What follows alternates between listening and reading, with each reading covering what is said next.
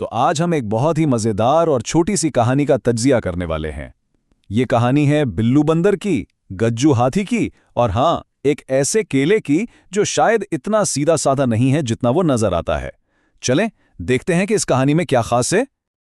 अच्छा, तो किसी भी कहानी का साला मजा तो उसके किरदारों में होता है ना। और यहाँ हमारे पास दो बिल्कुल अलग थलग किरदार हैं। एक तरफ है अपना बल्लू बंदर जो बहुत ही चालाक और ज़ाहिर शरारती है, और दूसरी तरफ है गज्जू हाथी जो अपनी ही दुनिया में मगन रहने वाला, भोला भाला और खाने पीने का शौकीन है।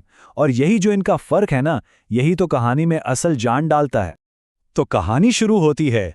सोचें, जंगल का एक बड़ा पुरसुकून सा दिन है और हमारा हीरो गज्जू हाथी बस आराम से टहल रहा है।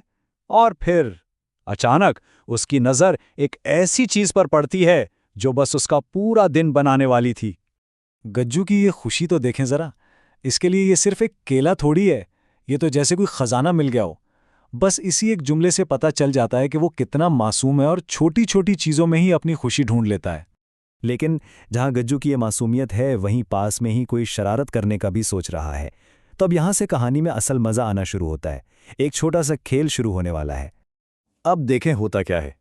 गज्जू जैसे ही इस जबरदस्त केले को उठाने के लिए अपनी सूंड आगे बढ़ाता है, वो केला अचानक थोड़ा सा पीछे खिसक जाता है। गज्जू तो हैरान रह जाता है, भाई ये हो क्या रहा है? कहीं ये केला जादुई तो नहीं? और पर्दे के पीछे है ये जनाब बल्लू बंदर। वही दरख्त पर छुपा बैठा है और एक धागे से केले को इधर उधर कर रहा है। देखें, इसका इरादा कोई बुरा नहीं, बस वो गज्जू को छेड़कर थोड़ा मजा लेना चाहता है। मगर खेल में ट्विस्ट तब आता है जब बल्लू से वो धागा गलती से छूट जाता है और केला सीधा जाकर लगता है गज्जू की सूंड पर। अब बस ये वो लम्हा है जहां से सारा खेल पलटने वाला है। और अब आता है कहानी का सबसे अहम, सबसे जबरदस्त हिस्सा, क्लाइमैक्स। वो लम्हा जब एक गैर मुतवक्का हरकत सारी प्लानिंग को उलट पुलट करके रख देगी। केले के सूंड पे लगने से गज्जू को ऐसी जोरदार छींक आती है कि बस ऐसा लगता है जैसे पूरा जंगल हिल गया हो। ये कोई आम सी छींक नहीं थी, ये था उस कहानी का टर्निंग पॉइंट। तो इस एक छींक से हुआ क्या? देखें, ये एक पूरा चेन रिएक्शन था। पहला कदम गज्जू की छींक, उसकी वजह से दूसरा कदम दरख्त जोर से हिला, और जब दरख्त हिला तो तीसरा कदम हमारे दोस्त बिल्लू मियां धड़ाम से नीचे। बस खेल खत्म। तो अब क्लाइमैक्स तो हो गया, कहानी अपने अंजाम की तरफ जा रही है, टेंशन खत्म, और अब वक्त है नताइज का।